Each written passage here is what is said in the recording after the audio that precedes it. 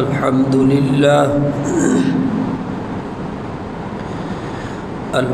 لله نحمده ونستعينه ونستغفره ونؤمن به ونتوكل عليه ونعوذ بالله من شرور أنفسنا ومن سيئات أعمالنا من يهده الله فلا مضل له ومن يضلله فلا هادي له أما بعد فأعوذ بالله من الشيطان الرجيم بسم الله الرحمن الرحيم قال الملأ الذين استكبروا من قومه لنخرجنك يا شعيب والذين آمنوا معك من قريتنا أو لتعودن في ملتنا قال أولو كنا كارهين قد افترينا على الله كذبا إن عدنا في ملتكم بعد إذ نجانا الله منها وما يكون لنا أن نعود فيها إلا أن يشاء الله ربنا وسع ربنا كل شيء علما على الله توكلنا ربنا افتح بيننا وبين قومنا بالحق وأنت خير الفاتحين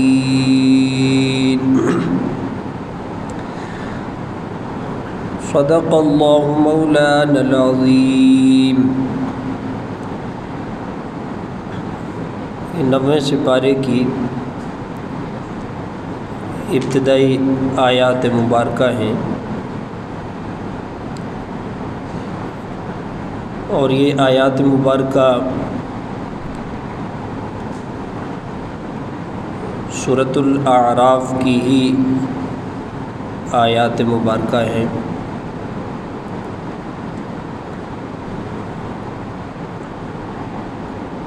ان مذکورہ مطلوع آیات مبارکہ میں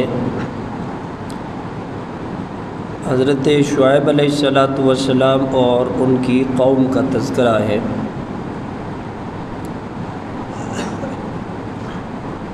حضرت شعیب علیہ السلام اپنی قوم کو اللہ تبارک و تعالیٰ کی طرف بلاتے تھے اور ان کے جو رسم و رواج ہیں اس سے وہ منع فرماتے تھے اور بہت سی ایسے خرافات، لین دین کے معاملات جو ان کی شریعت میں جائز نہیں تھے تو وہ اپنی قوم کو بتلاتے تھے۔ ان میں سے خاص کر کے ناپ تول میں کمی کرنا۔ جب شعیب علیہ السلام یہ دعوت کا پیغام لے کر کے جاتے تو ان کا آگے سے یہ جواب ہوتا کہ بھئی اگر ہم ناپ تول میں کمی نہیں کریں گے تو ہم کہاں سے کھائیں گے، ہماری آل اولاد کہاں سے کھائے گی۔ شعیب علیہ السلام ان کو بتلاتے تھے کہ اصل مال کی مقدار میں مسائل کا حل نہیں ہے، بلکہ چونکہ مال کا دینا یہ اللہ تبارک و تعالیٰ کی ذات کا کام ہے، جب تک اللہ اس میں اپنی برکتیں نہیں ڈالتے اس وقت تک انسان کے مسائل کا حل ہو ہی نہیں سکتا۔ لیکن اس چیز کو وہ سمجھتے نہیں تھے۔ برکت چونکہ مخفی ہوتی ہے اور مقدار واضح ہوتی ہے تو وہ سمجھتے تھے کہ جتنی کثرت کے لحاظ سے ہمارے پاس مال ہوگا اس میں ہی ہمارے مسائل کا حل ہے۔ اور پھر جو ان کے سردار تھے تو تو وہ شعیب علیہ السلام کے پاس آئے اور یہ کہنے لگے کہ آپ اور آپ کے جو متبعین ہیں وہ دوبارہ ہماری ملت پر آ جائیں، ہمارے طرز طریقہ پر آ جائیں، ہمارے رسم و رواج پر آ جائیں۔ اگر ایسا آپ نہیں کریں گے تو ایک تو ہم آپ سے سوشل بائیکاٹ بھی کریں گے، اور دوسری بات یہ ہے کہ ہم آپ کو یہاں سے نکال دیں گے، تو لہٰذا آپ کو واپس ہماری ملت پر آنا ہے، ہمارے ہی رسم و رواج اور طرز طریقہ کو اختیار کرنا ہے۔ تو اس پر شعیب علیہ السلام نے فرمایا کہ میں اگر تمہاری ملت کو اختیار کرتا ہوں تو اس کا مطلب یہ ہے کہ میں اللہ تبارک و تعالیٰ کی طرف سے جو مبعوث کیا گیا اور اللہ نے جو مجھے طرز زندگی بتلائی، جو طریقہ کار بتلایا، تو گویا کہ میں اس کی مخالفت کروں گا،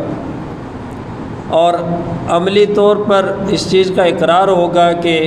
گویا اللہ کی وہ شریعت یا احکامات وہ سچے نہیں ہیں۔ اس وجہ سے یہ ناممکن بات ہے کہ میں تمہاری ملت کی طرف آؤں یا تمہارے رسم و رواج کو اختیار کر دوں۔ اللہ نے مجھے بھیجا ہے اور احکامات دیے ہیں اور ایک طرز زندگی دی ہے، اسی کے مطابق اگر تم لوگ بھی عمل کرو گے تو کامیاب ہو جاؤ گے۔ اب وہ اس بات کو سمجھتے نہیں تھے، تو قرآن کے اپنے دستور کے مطابق اور اللہ تبارک و تعالیٰ کے اپنے قانون کے مطابق جب ایک قوم بگڑ جاتی ہے اور وہ حد درجے اس حد تک چلی جاتی ہے کہ اللہ کے بھیجے ہوئے پیغمبروں سے بھی دشمنی رکھتے ہیں اور ان سے قتل کے درپے ہو جاتے ہیں اور حد درجے ان کی مخالفت کرتے ہیں، تو اس وقت پھر اللہ تبارک و تعالیٰ کی طرف سے عذاب متوجہ ہو جاتا ہے۔ یہ جو سورۃ الاعراف ہے، یہ اس کو اعراف اس وجہ سے کہا جاتا ہے کہ اس میں 3 قسم کے لوگ بیان کیے گئے ہیں۔ ایک تو اصحاب الجنہ ہیں، ایک اصحاب النار ہیں، اور ایک اصحاب الاعراف ہیں۔ اصحاب الجنہ تو وہ ہیں کہ جو اللہ تبارک و تعالیٰ کے بتلائے ہوئے طریقوں کے مطابق اپنی زندگی گزارتے ہیں، یا وقت کے جو پیغمبر ہیں ان کی بات کو وہ تسلیم کرتے ہیں، مانتے ہیں، تو ان کی تو کامیابی یقینی ہے، وہ اصحاب الجنہ ہیں اور ان کے لیے تو جنت ہی کا فیصلہ ہونا ہے۔ دوسرے ہیں اصحاب النار، جہنم والے، کہ جو اللہ کی شریعت کو بھی تسلیم نہیں کرتے اور وقت کے جو پیغمبر ہیں، وقت کے جو نبی ہیں، جو اللہ نے مبعوث فرمائے، ان کی بات کو بھی تسلیم نہیں کرتے ہیں، تو ان کا ٹھکانہ جہنم ہے۔ تیسرا یہاں پر ایک طبقہ ہے جن کو اصحاب الاعراف کہا جاتا ہے۔ یہ اصحاب الاعراف وہ لوگ ہیں کہ جن کی نیکیاں اور گناہ برابر ہوتے ہیں۔ اب یہ نیکیاں اور گناہ برابر ہونے کی وجہ سے ان کو ایک فصیل، ایک ٹیلہ کے اوپر رکھا جائے گا، وہاں سے یہ اپنے دائیں طرف جنتیوں کو بھی دیکھیں گے اور بائیں طرف جہنمیوں کو بھی دیکھیں گے۔ جنتیوں کو دیکھیں گے تو وہ جنت میں اللہ تبارک و تعالیٰ کی نعمتوں میں ہوں گے، اور جیسے اللہ نے دنیا میں وعدہ کیا ہے اس کے مطابق وہ عیش و آرام میں ہوں گے۔ بائیں طرف دیکھیں گے تو جہنمی جہنم کے عذاب میں مبتلا ہوں گے۔ اب ایک طرف تو ان کی خوشی ہوگی کہ اللہ نے ہمیں اس جہنم کے عذاب سے محفوظ کیا ہے، اور دوسری طرف اپنے بارے میں علم نہیں ہوگا کہ آیا ہم جنت میں جائیں گے یا نہیں جائیں گے۔ نیکیاں بھی برابر ہیں، گناہ بھی برابر ہیں، تو اب ان کا جو تذبذب ہے اور دائیں بائیں جب یہ مشاہدہ بھی کر رہے ہیں تو ان کے اس تذبذب کو یہاں پر خاص طور پر بیان کیا گیا کہ اس وقت ظاہر ہے ان کی کیفیت یہ ہوگی کہ کاش کہ ہم ایک آدھ نیکی اور کر لیتے تو آج ہم بھی ان جنتیوں کے ساتھ جنت میں ہوتے۔ تو اب اس وقت کی جو کیفیت ہوگی، مثال کے طور پہ دنیاوی اعتبار سے کسی جگہ پر کوئی امتحان ہے، کوئی آزمائش ہے، تو اس میں اسی طرح اگر کوئی نمبرات میں کوئی برابری آ جائے تو انسان یہی کہتا ہے کہ تھوڑی سی کچھ اور محنت کر لیتے کامیاب ہو جاتے۔ تو اسی طرح اس وقت یہ کہیں گے کہ کاش تھوڑی سی مزید محنت ہو جاتی ہے، کچھ نیکیاں مزید جمع ہو جاتی، تو اس وقت کیا ہوتا ہے، آج ہم ان جنتیوں کے ساتھ۔ اب ان کی جو دلی کیفیت ہے اور ان کا جو مشاہدہ ہے وہ اللہ تبارک و تعالیٰ بتلا رہے، تاکہ یہ انسان نیکیوں سے غافل نہ ہو جائے۔ جیسے حدیث مبارکہ میں فرمایا گیا نا کہ انسان کسی نیکی کو کم نہ سمجھے اور کسی گناہ اور برائی کو بھی کم نہ سمجھے۔ ہو سکتا ہے کہ بسا اوقات ایک نیکی کی وجہ سے اس کے لیے جنت کا فیصلہ ہو جائے، اور بسا اوقات برائی کی وجہ سے، گناہ کی وجہ سے خدا نخواستہ اس کے لیے جہنم کا فیصلہ ہو جائے۔ تو اس وجہ سے فرمایا کہ چھوٹی سی چھوٹی نیکی بھی جو ضائع نہیں کرنی چاہیے، اس کی قدر اور اس کی قیمت تو قیامت والے دن ہی پتہ چلے گی۔ لیکن اس کا ایک نقشہ یہاں سورۃ الاعراف کی صورت میں ہمیں بتلا دیا کہ یہ ان لوگوں کی ایک کیفیت ہوگی کہ جس کو ذرا دیکھنا چاہیے کہ ان کا ایک مشاہدہ ہوگا۔ تو اس وجہ سے انسان جو ہے نا تو نیکیوں میں کثرت کرے، اور چھوٹی سی چھوٹی نیکی جو ہے تو وہ لازمی کرے اور گناہ سے اپنا اجتناب کرے۔ اب اس میں مختلف اقوام کا تذکرہ کیا گیا ہے، اور میں نے عرض کیا کہ اس میں اللہ تبارک و تعالیٰ کا جو قانون ہے وہ ہے، ایک تو التذکیر بایام اللہ اور ایک التذکیر بآلاء اللہ۔ التذکیر بآلاء اللہ یہ ہے کہ اللہ تبارک و تعالیٰ پہلے ابتداً اپنی نعمتیں بتلاتے ہیں، ابتداً اپنے احسانات بتلاتے ہیں۔ جیسے کسی قوم کا تذکرہ ہوتا ہے، جب انسان کا تذکرہ ہوتا ہے تو اللہ تبارک و تعالیٰ پہلے وہ آیات نازل فرماتے ہیں کہ تمہیں معلوم نہیں کہ ایک نطفے سے تمہیں بنایا گیا ہے، تمہیں معلوم نہیں کہ تم ایک لوتڑے کی حیثیت سے تھے، تمہیں معلوم نہیں کہ وہاں سے تمہارے اندر روح پھونکا گیا، تمہیں معلوم نہیں کہ تم ماں کے پیٹ میں تھے، اللہ تمہیں غذا کیسے دے رہا تھا، اور پھر دنیا میں آئے تمہیں کیسے معلوم ہوا کہ میں نے اپنی غذا ماں کی چھاتی سے کیسے حاصل کرنی۔ اب یہ جو شعور اور یہ دو تدریجاً تربیتی عمل ہے،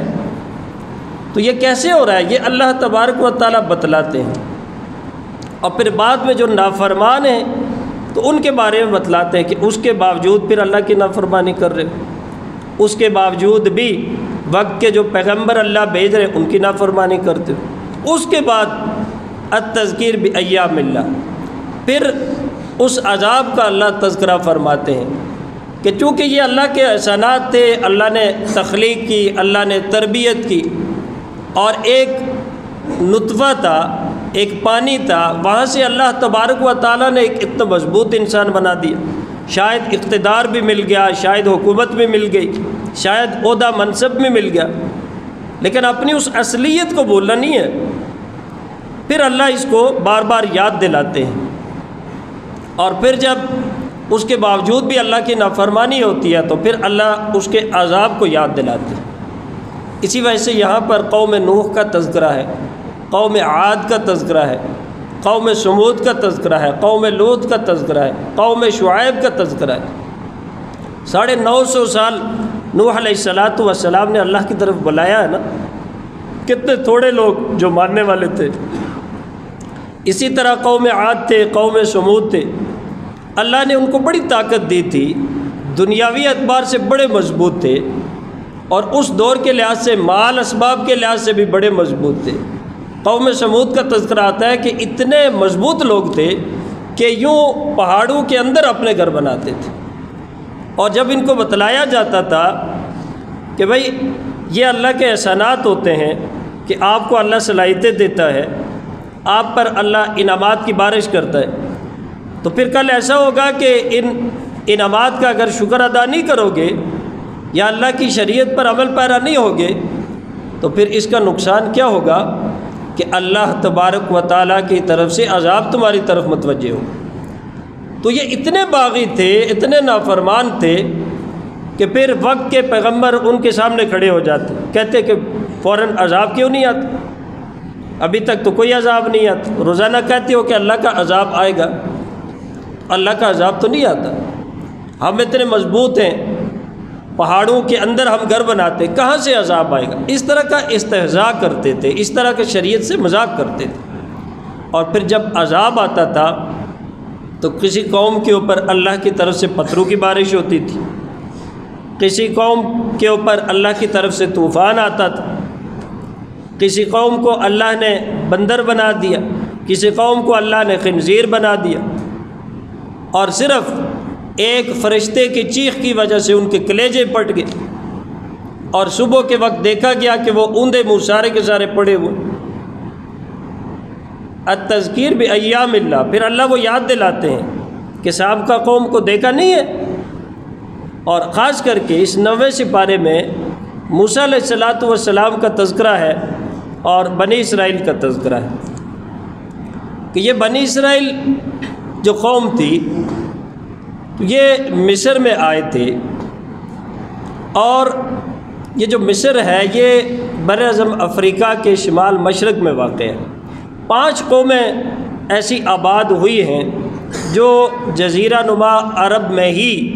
یہ لوگ رہتے تھے اور وہاں پر آباد ہوتے تھے، اور مصر کا بادشاہ فرعون، اور یہ ایک لقب تھا اس وقت کا، جو بھی بادشاہ ہوتا تھا اس کو فرعون کہا جاتا تھا،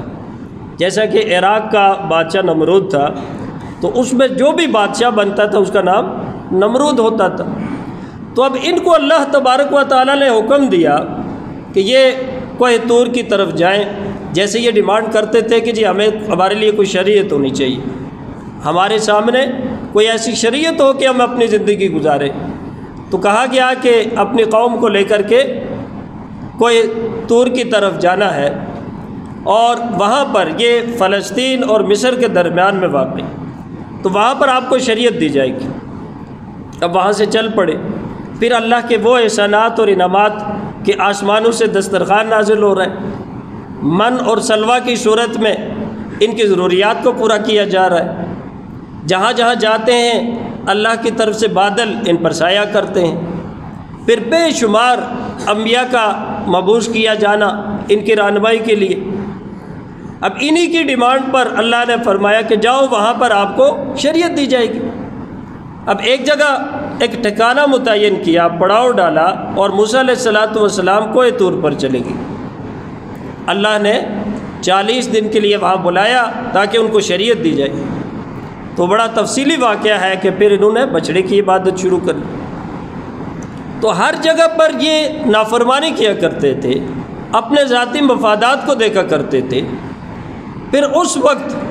اللہ تبارک و تعالیٰ کا یہ حکم ہوا کہ وہاں سے انہوں نے جانا ہے مصر کی طرف، اور موسیٰ علیہ السلام نے فرعون کو دعوت دینی ہے۔ اور در حقیقت جو مصر میں قوم آباد تھی وہ قوم قبطی،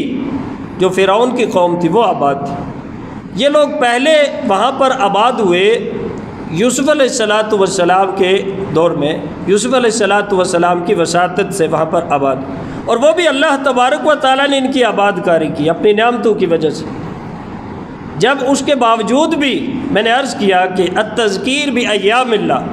اللہ بتلاتے ہیں کہ بنی اسرائیل کا واقعہ نہیں دیکھا کہ میری کتنی نعمتیں ہوئی ہیں، اور ہر وقت ہر لمحے ان کی طرف میری نعمتیں آتی تھیں، لیکن ناشکرے تھے، وقت کے پیغمبر کو ماننے والے نہیں تھے، اللہ کی شریعت کو ماننے والے نہیں تھے۔ تو پھر دوسرا قرآن کا مرحلہ شروع ہوتا ہے التذکیر بایام اللہ۔ پھر اللہ نے کیا کیا کہ جب نہیں مانے، اللہ کا شکر ادا نہیں کیا، اللہ نے ان کو مہلت دے رکھی تھی، تو جب مہلت ختم ہو گئی پھر اللہ نے فرمایا فَأَرْسَلْنَا عَلَيْهِمُ الطُّوفَانَ وَالْجَرَادَ وَالْقُمَّلَ وَالضَّفَادِعَ وَالدَّمَ آیَاتٍ مُفَصَّلَاتٍ۔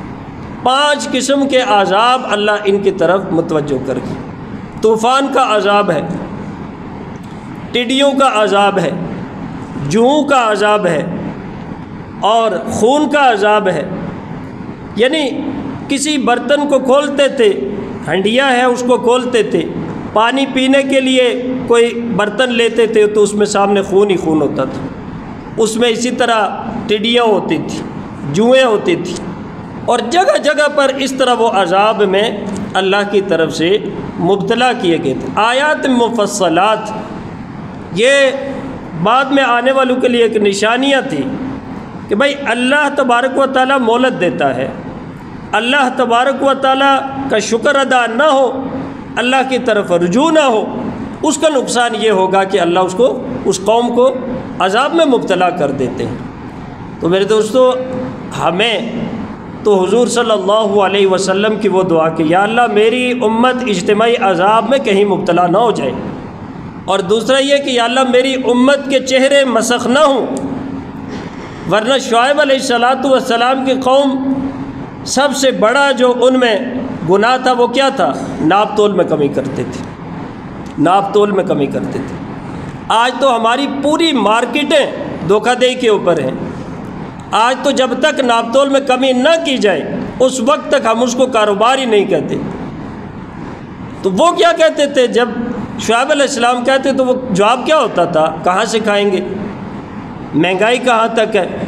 اپنی آل اولاد ہے، اپنے عزیز و اقارب رشتہ دار ہیں، کہاں سے کھائیں گے؟ تو آج ہماری مارکیٹوں میں بھی جا کر کے ذرا مشاہدہ کریں، کسی سے بات کہیں یہی جواب ہوتا ہے کہ مہنگائی کہاں پہنچ چکی ہے، اور پھر کہاں سے کھائیں گے، اولاد کو کہاں سے کھلائیں گے؟ تو اگر اس قوم کے اوپر اللہ کا عذاب آ سکتا ہے تو کیا ہمارے اوپر نہیں آ سکتا؟ پھر انفرادی اس کی شکل بھی موجود ہے، کبھی مختلف قسم کی وائرس کی صورت میں ہمارے اوپر عذاب آ رہا ہے، کبھی اسی مہنگائی کی صورت میں ہمارے اوپر عذاب آ رہا ہے کہ انسان اپنے گھر میں بیٹھ کر کے بھی بے چینی کی زندگی گزار رہا ہے، اور کبھی مختلف قسم کے مختلف شہروں میں اللہ کی طرف عذاب ہماری طرف متوجہ نہیں ہوتا۔ یہ جھنجھوڑنے کے لیے ہے کہ اجتماعی عذاب سے اللہ نے محفوظ کیا ہے حضور کی دعا کی وجہ سے، لیکن انفرادی عذاب کے ہم سارے مستحق ہیں۔ سب سے بڑا عذاب میری رائے کے مطابق وہ یہ ہے کہ آج اس پانی کی جو قید سالی ہے اس سے بڑا عذاب اور کوئی بھی نہیں ہو سکتا۔ اور ہونا تو کیا چاہیے تھا کہ ہم لوگ اللہ کی طرف رجوع کریں نا، لیکن اس میں بھی اللہ کی نافرمانی یہ ہوتی ہے کہ میں نے ساتھ والے گھر کے پاس اگر ان کے پاس وہ مالدار ہیں، پیسے روپیہ موجود ہے، کوشش کرتے ہیں کہ ہم 400 سے زیادہ بورنگ کریں گے، ہمارا پانی آ جائے گا، کوئی مسئلہ نہیں۔ میرے دوستو، یہ پانی اللہ کا خزانہ ہے، اللہ کی نافرمانی کی وجہ سے پانی کی سطح نیچے چلی گئی۔ 400 نہیں، 1000 بھی اگر کوئی آدمی اپنے پیسوں کے ذریعے سے بورنگ کروائے گا، اللہ نہیں چاہے گا تو وہ پانی نہیں آ سکتا۔ اس وجہ سے اللہ جھنجھوڑتے ہیں کہ بھائی تم اللہ کی طرف رجوع کرو اور اپنے گناہوں کی مغفرت چاہو، اور یہ اس سے بڑا موقع ہمارے لیے کیا ہو سکتا ہے؟ رمضان المبارک کا بابرکت مہینہ، یہ دوسرا عشرہ مغفرتوں والا آئے گا، تو اپنے لیے اور ساری امت کے لیے مغفرت مانگو گے، اللہ کی طرف رجوع کرو گے، پھر دیکھیں کہ اللہ تبارک و تعالی واپس آپ کو یہ نعمتیں دیتا ہے یا نہیں دیتا ہے۔ اللہ تبارک و تعالی سے دعا فرمائیں اللہ ہمیں اپنی طرف رجوع کرنے کی توفیق نصیب فرمائے اور خوب توبہ استغفار کرنے کی توفیق نصیب فرمائے۔ وآخر دعوانا